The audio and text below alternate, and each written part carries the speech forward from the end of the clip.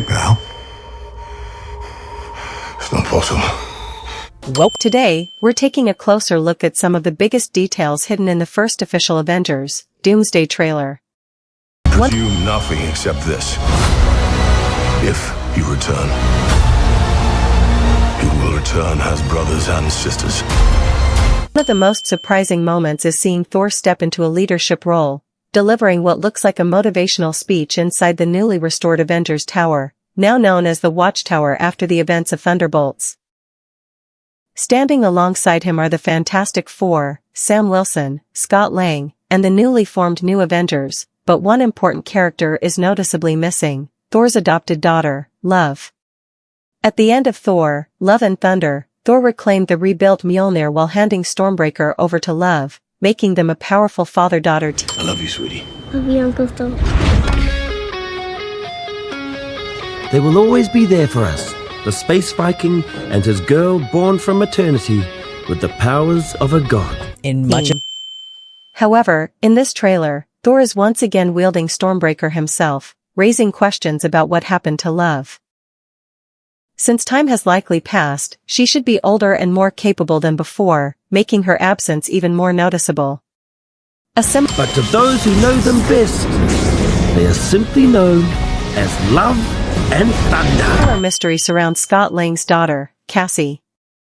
Although she appears briefly in an emotional goodbye scene with her father, she is absent from the rest of the footage. This could hint that family and the sacrifices parents make to protect their children will become one of the movie's central themes. Thor, in particular, seems to face an opponent unlike any before.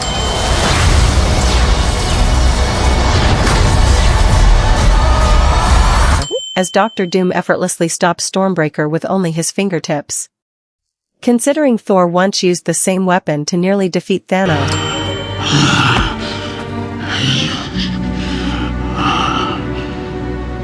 You should have gone for the head.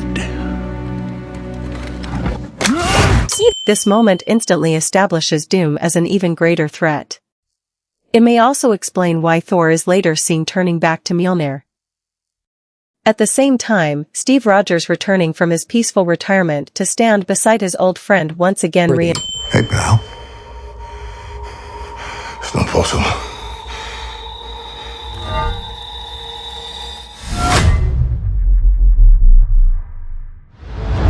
reinforces why he has always been worthy of carrying the shield. Wakanda Forever * on relatively peaceful terms, the fragile relationship between Talokan and the circus has never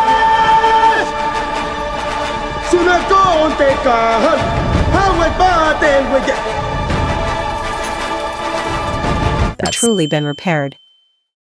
Throughout the trailer, several scenes show either massive tidal waves forming or entire bodies of water splitting apart, strongly suggesting that Namor's incredible Everything that they sacrifice will be for nothing if we do not stand together.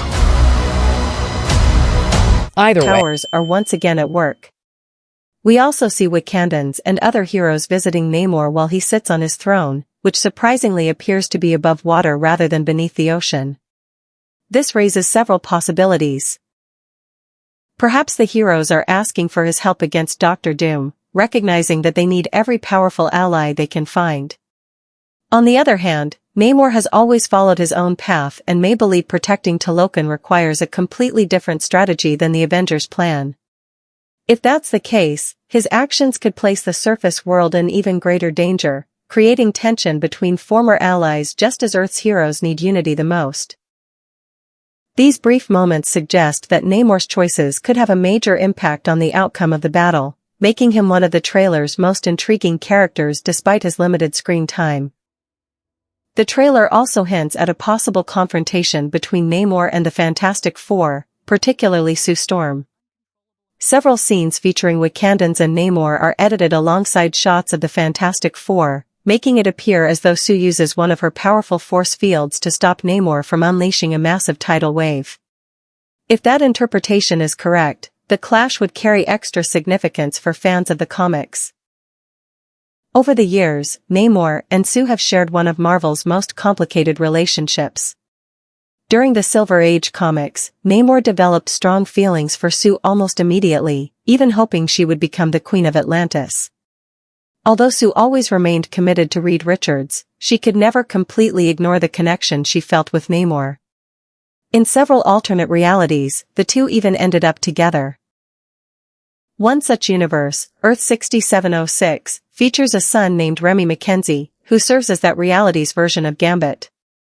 Since Gambit is also expected to appear in Avengers, Doomsday, some fans are wondering whether the film could begin exploring the complex relationship between Sue and Namor, even if only as a small subplot that may become more important in future stories. Another fascinating moment centers on Loki, whose story may be far from over despite the ending of his Disney Plus series. Because the trailer focuses so heavily on Thor, it feels almost inevitable that he will eventually reunite with his brother, although this would not be the same Loki who died at the hands of Thanos. The Loki who starred in the television series experienced a powerful redemption arc, ultimately sacrificing his own freedom by destroying the temporal loom and taking responsibility for holding together the entire multiverse. Conflict. Hey, pal. It's not possible. His fate seemed to be an eternity spent at the end of time, preserving every branching timeline. Yet the new trailer suggests he may once again become directly involved in events. One quick shot shows a figure who appears to be Loki, or perhaps one of his variants, staring anxiously through a window as realities begin colliding around him. Since incursions appear to be a major part of the film's story, Loki may be struggling to keep the multiverse from collapsing under the pressure. Another intriguing detail Something's coming. is a close-up of someone holding a TVA card featuring Yggdrasil on the back. While viewers are initially led to believe the hand belongs to Loki, the visible wedding band has sparked speculation that it could actually belong to Steve Rogers. Aside your petty squabbles.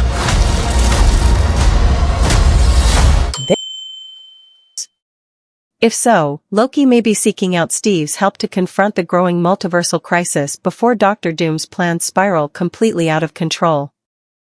Doctor Doom's ultimate plan is still a mystery, but the trailer hints that whatever he intends to do will come at an enormous cost. All we know is that Binary found you. My theory? You somehow crossed through a tear in space-time. You are now in a reality parallel to your own, which is, of course, impossible.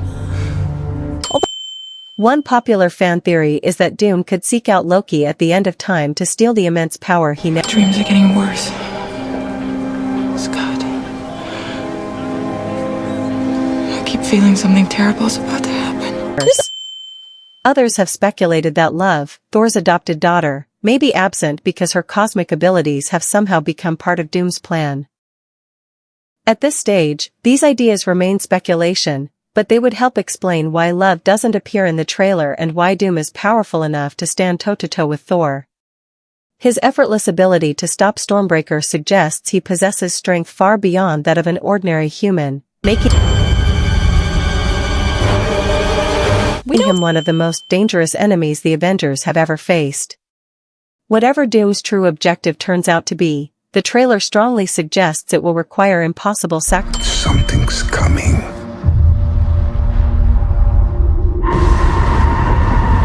Something we may not be able to deter. sacrifices. Rather than threatening destruction for its own sake, Doom's dialogue implies that he believes devastating choices must be made to preserve what remains of reality. Those sacrifices could involve not only individual heroes but perhaps entire universes or even parts of the multiverse itself. Before this day is done, we shall be faced with an unthinkable decision. Perspective makes Doom a far more complex antagonist, one who may genuinely believe that his ruthless actions are the only path to survival. Whether he is truly trying to save existence or simply using that belief to justify his ambitions remains one of the biggest questions surrounding Avengers: Doomsday. The trailer leaves plenty of mysteries unanswered, ensuring that fans will continue searching every frame for new clues until the film finally arrives. One subtle detail in the trailer has sparked plenty of speculation about Loki's future. A TVA card featuring Yggdrasil is shown in close-up, and many fans believe it could serve as a special pass that allows Loki to temporarily leave his position at the center of the multiverse. If that's true, it would explain how he becomes directly involved in the events of Avengers, Doomsday without abandoning his responsibility for protecting the timelines. Another major clue appears during the meeting at Avengers Tower, where a display screen seems to show 3 separate worlds connected together. It looks as though 2 of those realities have already intersected, bringing the Fantastic Four into Earth 616. The third world could represent the X-Men universe, setting the stage for one of the film's biggest crossover moments. The trailer opens at Xavier's school for gifted youngsters, which appears strangely quiet and almost deserted. With incursions threatening the multiverse, Professor Xavier may be gathering every mutant he can, including longtime allies like Cyclops, who finally appears in his classic yellow costume, as well as former enemies such as Magneto and Mystique. Mystique is even shown clashing with Yelena Belova, while Gambit is seen battling Shang-Chi, hinting at several unexpected matchups. Reed Richards and Herbie also appear to be involved in the conflict at the mansion. Interestingly, however, familiar mutants like Nightcrawler and Beast are nowhere to be seen in the footage, despite Beast's appearance in the Marvel's post-credits scene.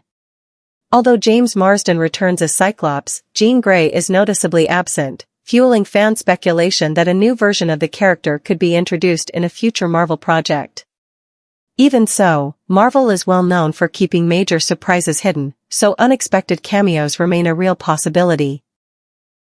The trailer closes with an unforgettable look at Doctor Doom, finally giving audiences their clearest glimpse yet of Robert Downey Jr. wearing the iconic metal mask.